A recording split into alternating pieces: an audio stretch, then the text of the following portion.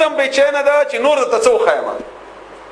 هغه بے چینه ده هغه په دې بے چینی کې ټول عمر په دې کې لګیا ده هغه باډي جوړي یو باډي بلډینګ کوي یو دا چل کوي دا ټول یو لوی مصیبت کې هغه اخته ده هغه په دې نه پويږي چې زنور څو کما چې تا تخکار کما چې څه ما سره ودا پتا ولیدل دا غوتا ته نمایا شول تا د پاره سره داسې شی پاتې نشو چې هغه تا د پاره سرپرایز شي هغه تا د پاره د لذت باعث شي هغه تا د پاره د خوشحالي باعث شي نو زما خپل خويندو او خاص کر بچو ته زما بچي دي دا ټول څوک چې دا خبر اوري تاسو د خپل ځانونه په خپل به قدر کوي ما دا تاسو پټ کوي چې تاسو قیمتي شي چې تاسو خپل خواندانو لپاره سرپرایز یي او دام تاسو ته وایم چې دا نه زه ډاکټر هم یم کلینیک هم ناست یم زنانه وغیرہ مرাজি دا نن سبا اکثر بیماریاں او خدي لوی په مصیبت کې اچولي هغه وخت دي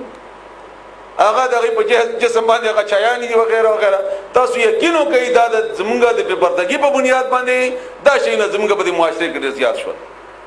دا شی نه زیات شو او هغه دا چهري الله تعالی تاسو ته ډېر خسته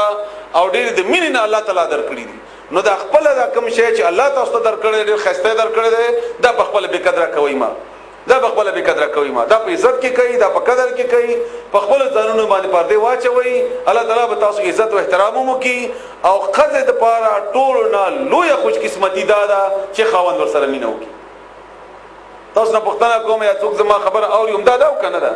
ټول نه لوی خوش قسمتي د خزه دادا چې خاوند ور سره لګي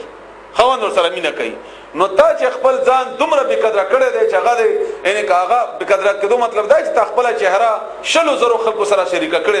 دا ته محفوظه کا قیمتي کا خپل خاوند لپاره د دې په نتیجې کې ما ذاتی تجربه ده چې الله تعالی واستا په حق کې الله تعالی ستا خاوند او تاسو سره مینا نه کوي الله تعالی دې تاسو په دې باندې پوي کی او الله د عمل کولو توفیق را